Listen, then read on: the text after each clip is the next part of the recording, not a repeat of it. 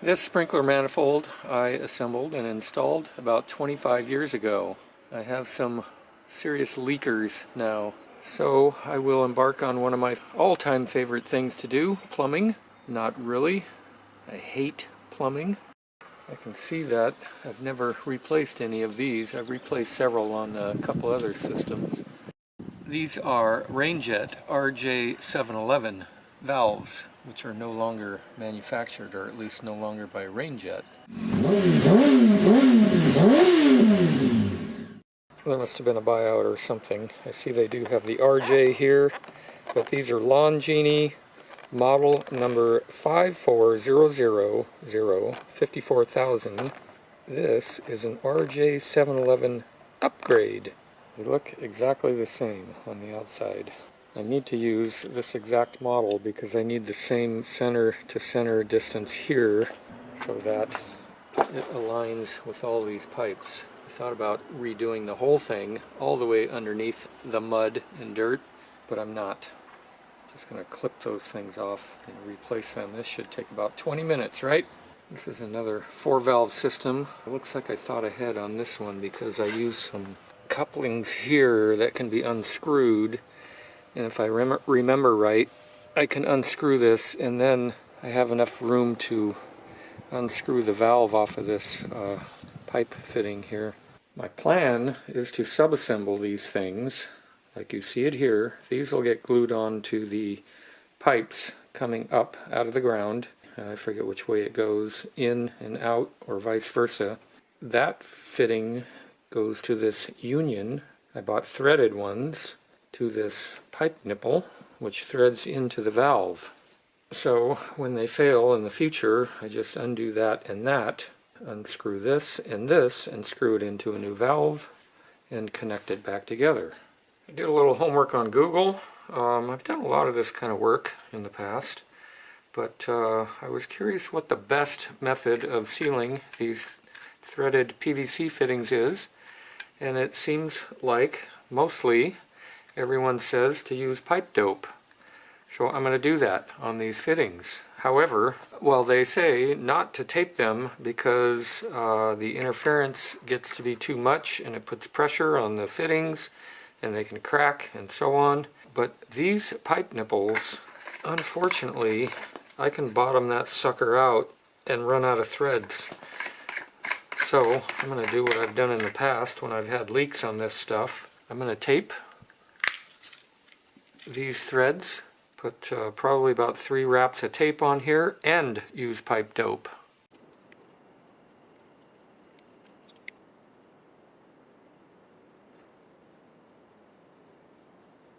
Yep, that's a little too much. Better too much than not enough, right?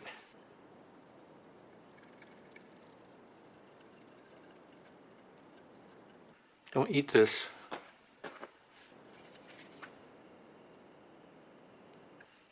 Oh, I could use this stuff on here. No waste.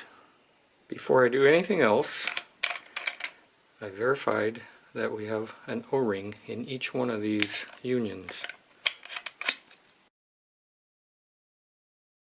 I labeled the hot wire for each of these solenoids with a number 1, 2, 3, and 4 so that I can hook the new ones back up to the proper wires. Number 1, number 2. The other side of each of these has a common wire. They all get connected together. I'm disappointed in myself. I usually solder these. All I did was twist them together. They're very, very corroded. Here's the cable that comes from the controller. It's a white, that's the common wire. And then 1, 2, 3, 4, however I have them numbered. One each goes to each of one of the valves. I'm using this ruler to just mark a reference line on these things so I can cut and hopefully have them be even for when I put the new valves on here. Now I'm going to cut these things with the PVC pipe cutting tool. I've always had a problem getting nice straight cuts with this thing, and they really need to be nice and straight. I also fear that these pipes are extremely brittle from being exposed.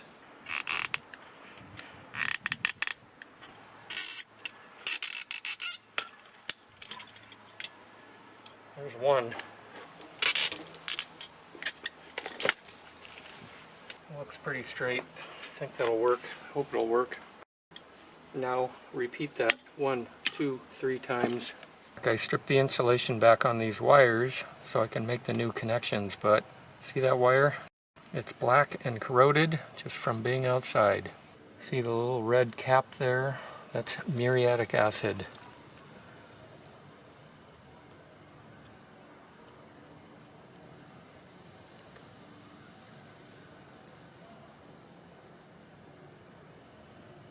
See the wire now? It's copper again. If I glue these guys on here and they're not perfectly level, when I go to put this guy on, these things are going to have to be aligned perfectly level for both of these couplings to seal up properly. So I'm going to prep these with pipe dope, put them in here and tighten them up, and then do the whole glue process both sides at once. Here we go. I have 4 assemblies that look like this. Oh, had to drip it on my finger. Never fails with this stuff. We have a brand new can of Christie's Red Hot Blue Glue. I can't open.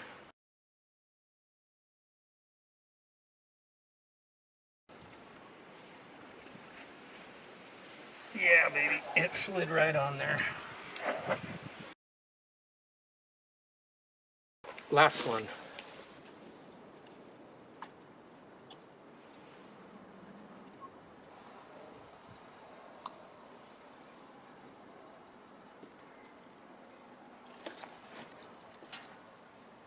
Yes. I would say the hard part is done. Now I need to put these vintage valves on eBay. See, they have a little patina, which helps them sell. I'm soldering all these connections. This is valve number 1. Just makes it a little more permanent. It won't oxidize so bad. It's all buttoned up. I didn't dress the wires out like I used to. I'm not going to do it like I used to. But this is done. I'll test it tomorrow for leaks. What do you think the chances are that this system will not leak? I'm going to say 95% chance that it will leak. Now I suggest you stay tuned for some bonus footage where I'm going to repair that pipe right there that I just had to break when I moved that palm tree over there. Probably when I'm fixing that one, I'll chip one of the other ones. For that little mini project, I bought this thing. This end slides out. Right now I'm wondering why the manufacturer has to put the sticker right where you need to glue a fitting. Why? Now I'll go clean the adhesive off of here, you idiots. After I glue this on here, it'll be that distance. Then I can cut the broken pipe. And then once I get in there, this thing will extend. And then I tighten this guy, and we have a sealed pipe, I hope.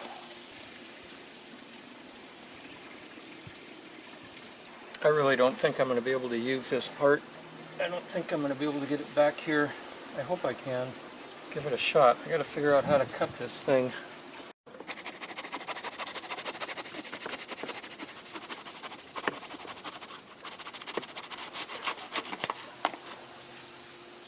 I think I can get this. I put the fat end on this side.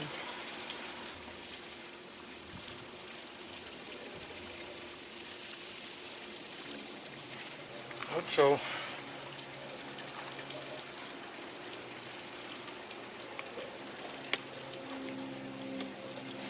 It's a little snug.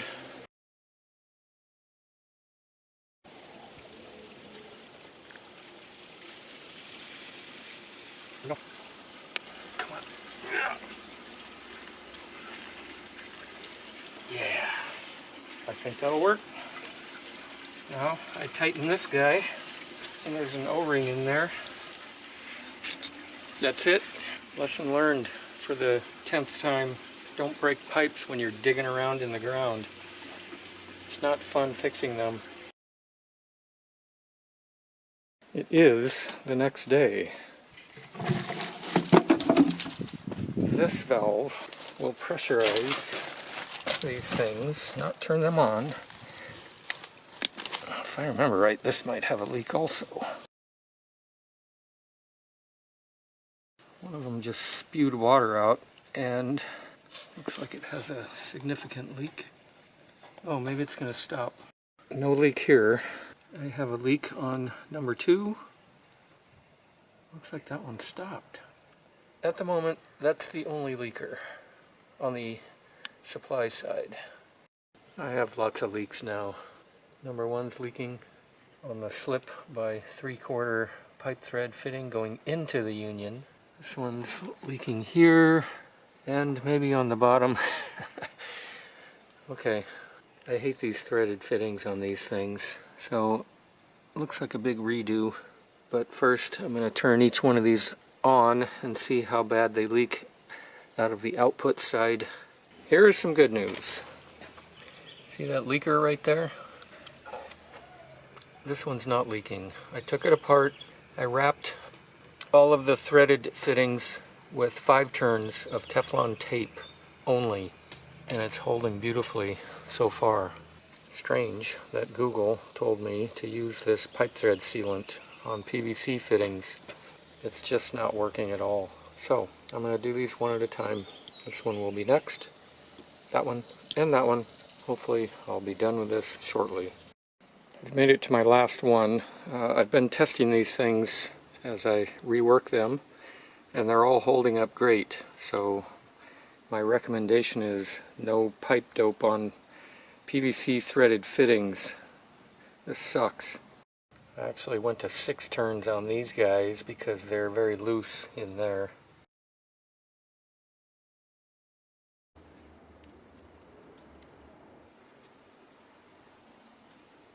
Do it the right way. 1, 2, 3, 4, 5.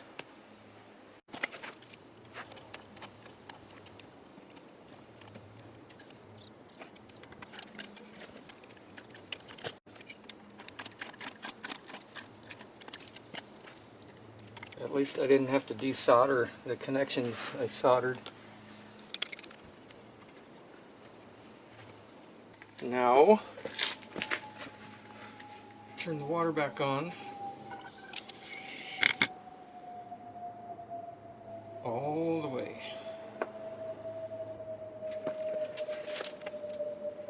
And I don't see a single leak anywhere. Use Teflon tape, okay? Learn by my mistake here. I have full water pressure on.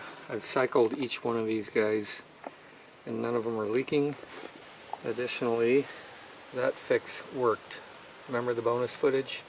That's cool. I think I'm done.